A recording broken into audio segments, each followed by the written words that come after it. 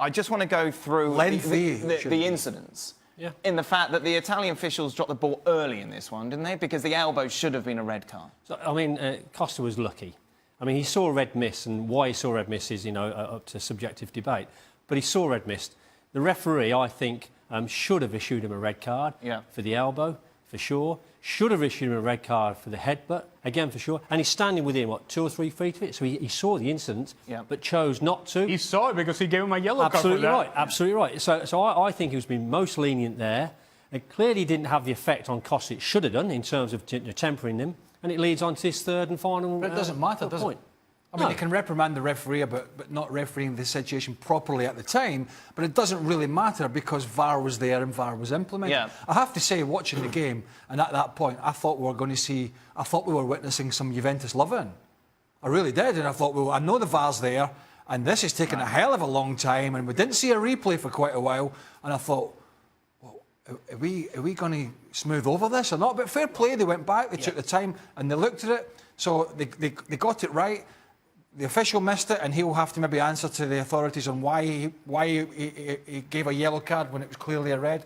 But the bottom line is the system worked and it got to the right result. So when it comes to punishment now, Pete, is the elbow and the headbutt and the spitting all considered? They will consider that. However, the actual punishment is down to his sending off offence, which is the spitting. Right. And as Alejandro said earlier on, I think the Federation will take a dim view of that, and his punishment will be far greater. If you were on the board, what would you recommend? How many matches? I think at least 4 games. Right. At least 4 games. You get 2 games for violent conduct, 3 games for violent conduct, depending on the severity of it. And that, for me, breaches that. And he should be made an example of. And what Craig said there about the Federation and the League want to project a positive image, people don't want to see that. People want to see the game played at a hard and contested atmosphere. But spitting is not part of the game. 4 games? Where do you stand? Yeah, 4, 6. I mean, Shaka said you 6 yesterday. Precedent's a hard thing because everyone views it differently. But you got to come down hard on these scenarios.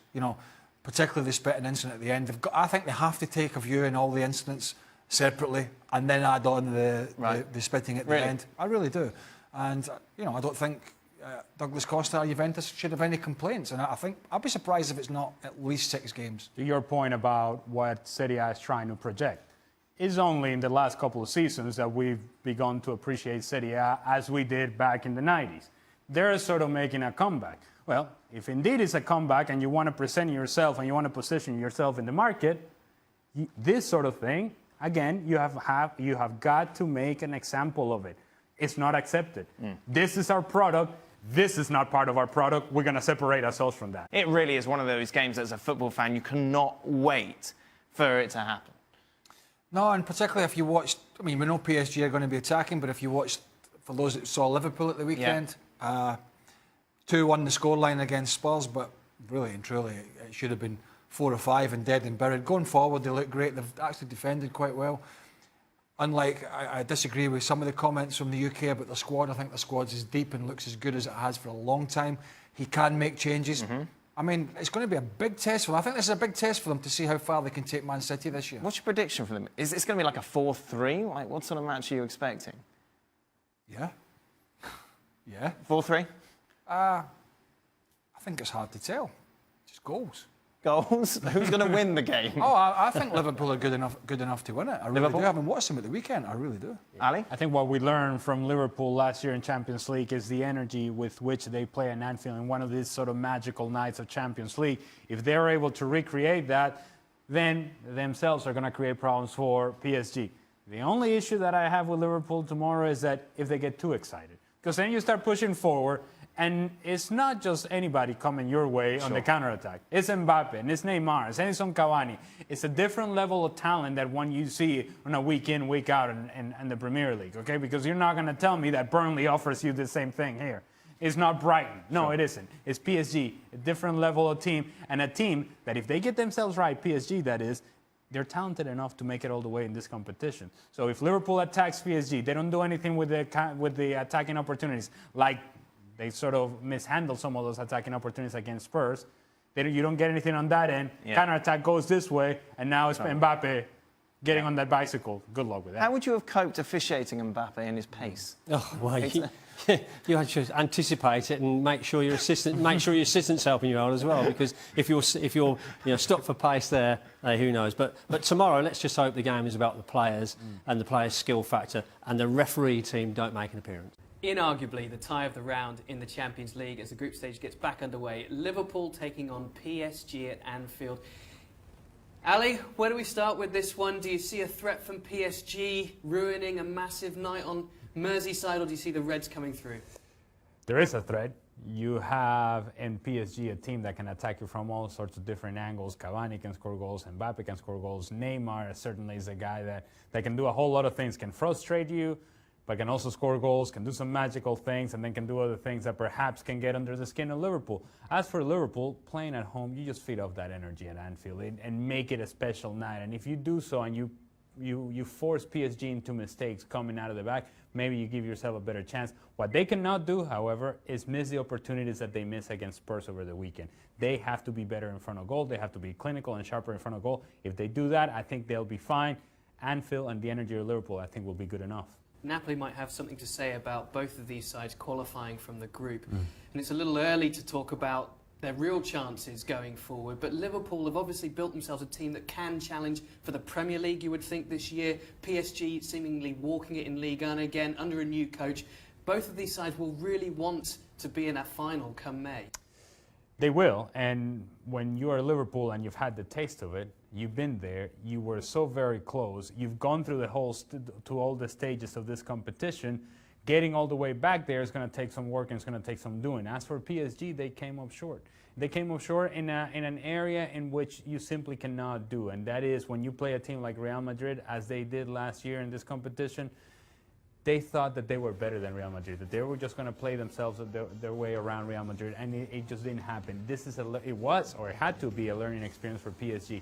If they did not learn from that, they will not go far in this competition. If they did, there's enough talent for this team to make it all the way to the finals. Let's talk about Tottenham, who are trying to learn from last year's Champions League experience. They take on Inter, and that's going to be a very interesting battle in Italy. Inter returning for the first time in 7 years. Are they in a bit of a muddle? Are Spurs in a bit of a muddle? How do you see this one playing out? I think Inter has to be very careful that they don't just come to the competition and say, well, we made it. This is as good as it's going to get, because to be quite honest, we're not good enough to advance. They have to be very conscious of, if indeed they're going to advance out of this group, it has to be at the expense of Spurs. It's not going to be at the expense of Barcelona. And so it's an important matchup for Inter in that they can get themselves going in the correct direction in the competition. As for Spurs, the excuses coming out of Spurs after the match against Liverpool are that this is a team that is tired, that there is something to do with the World Cup, and that the experience that they had in the World Cup now is catching up with the players. And so, were they the only team that had players in the World Cup? No, they weren't. Spurs have to recreate an energy that perhaps they don't have, and if you're Harry Kane, you have to score goals. I don't care. You're a high-class player. You're a goal scorer. You're the guy that people look to. Tired is not an excuse. Being leggy is not an excuse. You have to come up with a performance. You have to come up with a result, and be very careful in not trying to play out of the back and having the mistakes that they had against Liverpool. If you do that, Inter will punish it. They're good enough to do so. Spurs, they have to get a result against Inter. So Barcelona, one of your picks to go through. If you had to pick between these two before the advent of group play, who do you go for? It's a difficult one. It's difficult to really figure out what version of these teams we're going to get, because I don't even think that Mauricio Pochettino knows what version of the team he's going to get for Spurs. Having said that, I'll go with Spurs, maybe. This fixture, of course, casting our eyes back 8 years to that magical night for Gareth Bale, even though they lost 4-3 in the Champions League. But Inter looking to make up for lost time in this competition as well. That's going to be a big one, as will the Liverpool-PSG game be. Keep it here at ESPN FC for all of your preview and live coverage. It's time to check out the best performances of the weekend across Europe. Ali Moreno joins me here to go through the top 10. Ali, we've got Eden Hazard at number 1, Nicolas Pepe at number 10, and all sorts of colour in between. Tell us. Have you ever actually explained to me who puts this together? It's the editorial team. It's a collaborative effort. It's a democratic process. I'm sure it is. I don't mind in Hazard 1. I don't mind Ronaldo at 2, even though he had a couple of goals he could have had at 5. By his standards, not the best finishing day. However, first couple of goals for Juventus, I'll take it. Ryan Fraser was excellent. And then it's when it starts getting a little complicated for me, because Unai Simon was good for Athletic Bilbao. But if you consider key saves in key moments, Ter Stegen was better. Ter Stegen kept Barcelona in the game. They were already losing 1-0, makes a couple of saves in breakaways, and keeps Barcelona in the match. Barcelona ends up coming back and wins the match away at Real Sociedad. I think that was a better performance than even Unai Simon's. I also have an issue. I know Irving Lozano is a good player. 2 goals against Ado Endag. 1 second. What, didn't they win 7-0? They did. Okay. So maybe Nicolas Pepe's 3 goals. Maybe puts him in a higher In a 3-2 win. Yeah. So they needed all of his 3 goals. Maybe when we put these things together, maybe we take that into consideration. That's all I'm saying. Okay. I'm just putting a suggestion box. What's going on here? 2 West Ham players. Right. Get 1 win for the season. So, well, necessarily these 2 are the stars of the show. Is this bothering you because they beat your beloved Everton? Is this? Nothing to do with it. I'm pretty sure. Well, Marko Arnautovic came out after 60 minutes, so I don't know. We've got some West Ham fans on the Yeah, editorial team. it feels like somebody is taking liberties here. However, he has been good, and for West Ham to continue to get results, who knows how that's going to happen? Something's going to have to come from Arnautovic, so hopefully he's not injured. Yarmolenko is good to get him going as well, because the guy has some skill, has some ability. West Ham going forward, they're okay. It's defending, they can be all over the place, but they were good enough against Everton. Happy birthday to Pellegrini as well. Well done to West Ham getting their first win of the season. So that's the top 10 as we have it. Special shout out to Ryan Fraser, of course, at AFC Bournemouth as well. 2 goals and an assist. Do you have a relationship with him? Yeah, I just have a relationship with Bournemouth, so I'm very happy for them. Yeah, are you his agent? What are you trying to get him a new deal? What's going on? Well, apparently now, according to local journalist Neil Perrott, he's worth 40 million. Of what? 40 million pounds. What? Yeah, signed for just £400,000 from Aberdeen. My goodness, what a deal that was. I just want to see him on the top 10 power rankings every weekend. You're definitely his agent. Let us know who should have made it, who shouldn't be on there as well as the order as well. Let us know at ESPN FC.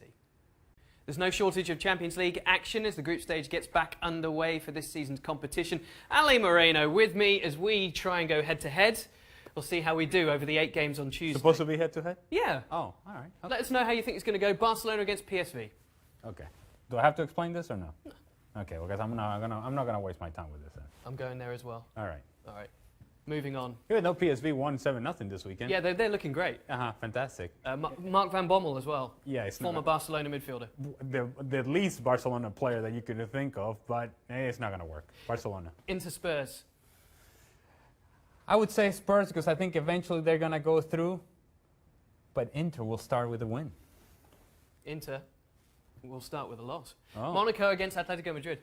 They're struggling in the league, Atletico Madrid. There's rumors, there's conversation. Is it time for perhaps Simeone to move on? Not quite time yet. He is going to continue to have this team do well in Champions League. This will be dull as dishwater, a draw. We've got Club Brugge against Borussia Dortmund. Dull as dishwater, huh? This is not dull as dishwater because Borussia Dortmund doesn't know how to defend. However, they do know how to attack. They'll be better than Club Brugge away from home. Entertaining this one, not dull as dishwater, but a draw. What? That? Yeah. There you go. Magic. Okay. Moving on. Galatasaray and Lokomotiv Moscow, champions of Turkey against the champions of Russia, but they're not doing very well. Okay. Thanks for the information. Galatasaray at home. What? No, I've got to pick Lokomotiv Moscow. What? Are you okay? Liverpool PSG. Liverpool at home. Draw. Liverpool at home. Win. Oh. Soft defensive belly. Right, moving on. Crvena Zvezda, Red Star Belgrade against Napoli in this group. Did you just wanted to say what you just said? Red Star Belgrade? Yeah, no, the other one. What's the other one? What you just said. Crvena Zvezda. I'm gonna go with Napoli. Napoli win. I'm with you. I know how to say Zvezda. Great, fantastic. Schalke, You're who so are just special. Schalke not started well at all down at the bottom of the Bundesliga against Porto. It feels like you're setting me up. That you tell me Schalke doesn't have a chance. They have no opportunity whatsoever to get a result at home. I think Schalke comes through, despite of what you just said. I think Porto win. Oh, you set me up, didn't you? So there you go. Psyched out. Let us know what you think. As Zvezda, always, yeah, for great. Tuesday's matchups, we'll be back with another one for Wednesday. After their best ever start in the Premier League and with the Champions League approaching, we're here in Liverpool to ask the fans what they prefer, the Champions League or the Premier League.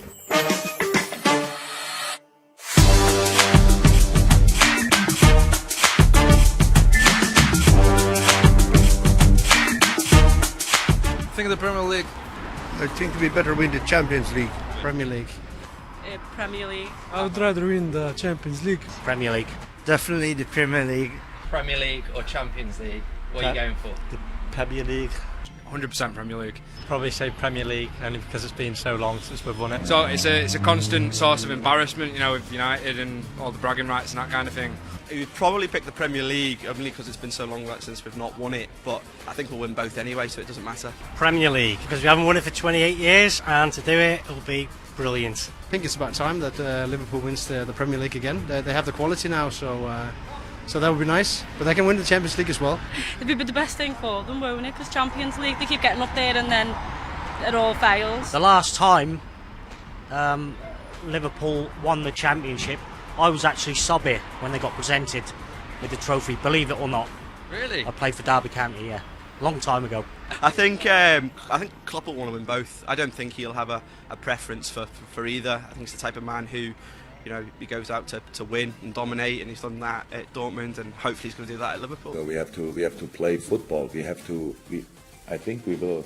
A lot of people watch our games as well when we play Champions League, and that's our job. With the squad he's built, I think he's probably trying to cover all aspects. So I think rather than just thinking focus on the Premier League and leave the we'll be happy to go out of the Champions League. I don't think that at all. Win every trophy, win everything that you can. Take one game at a time. Let's just win. Let's just go for the win in everything. I would probably say he's the same. The Premier League's your first priority in my eyes.